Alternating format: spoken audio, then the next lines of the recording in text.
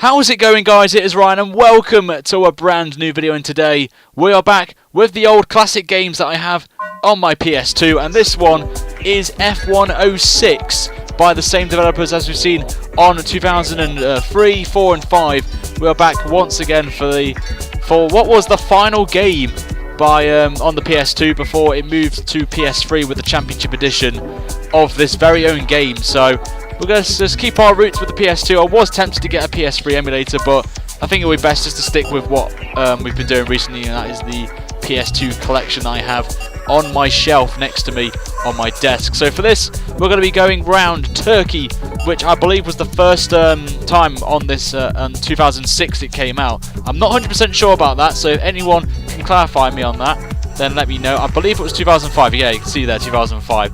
So we're going to be racing around Turkey in the McLaren this time round of Kimi Räikkönen in that nice looking McLaren car there. But now we're going to be heading now to the track for the race.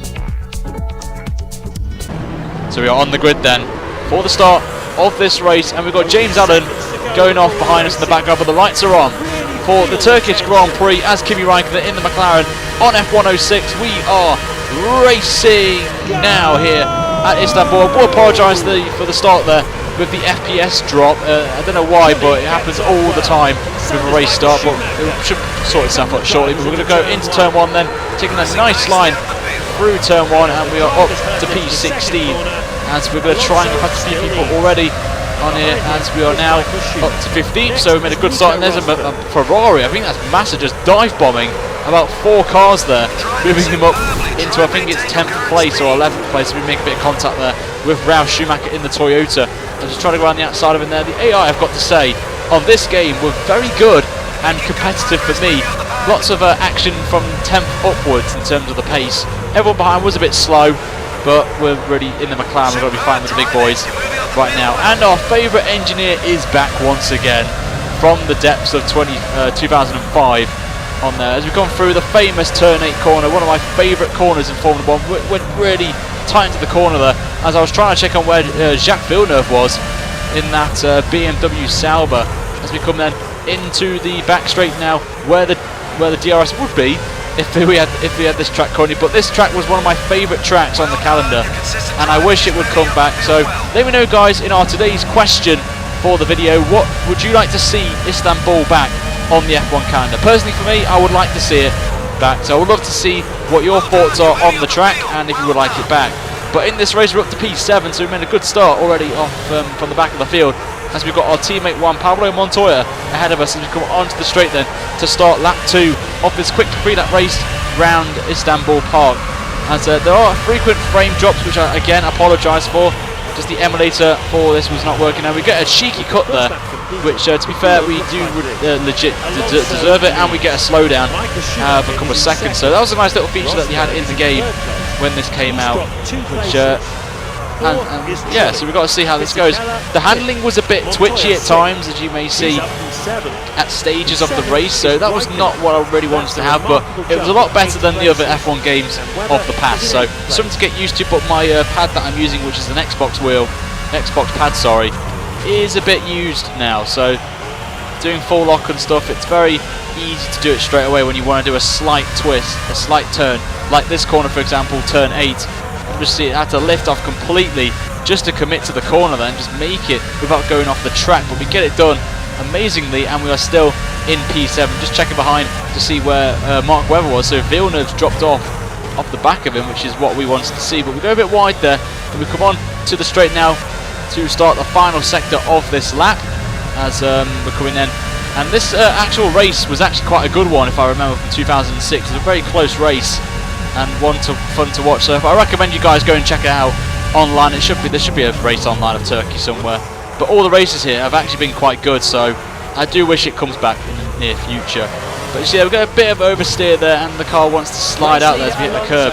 But we start the final lap then of this race as Martin Brundle explains who's in the top 2 at the minute, as Jeff is mentioning there. So we're about 8 tenths behind our teammate going into the final lap then of this race, as we've got a nearly 2-second gap to Mark Webber and Christian Klein in 9th place, who was an absolute legend at his time. I think he was at Red Bull, so props to Christian Klein, who is an absolute boss at this game. So if anyone wants to tweet him, then please let him know that he's famous on this channel right now, as he's up in P9 just outside the points, and he's actually quite close to Mark Webber, so that'll be quite close to see if he does put it off. But we're coming then to the final lap then, a few more corners to go off this race. We're going to make a move on Montoya, late move into turn 7, and we get it done, and we're up to P6, with the next man being Giancarlo Fisichella in the Renault, which was the start of their dominance in F1 with their car. It was absolutely stonking on pace, absolutely like a missile. We go wide again. We're just checking where Montoya is. He just comes right behind us there